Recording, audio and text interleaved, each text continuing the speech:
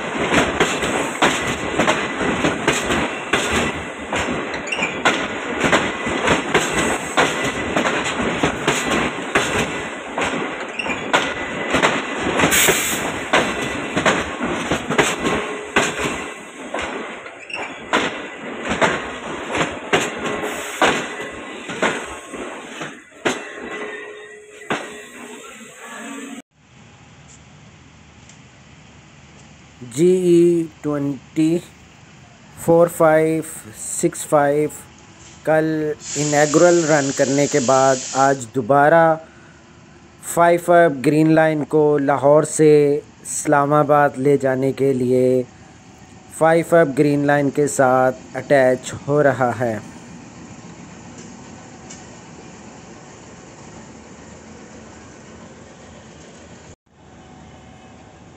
आज ड्राइवर हैं हनीफ गाजी साहब और असिस्टेंट ड्राइवर मोहम्मद दानिश।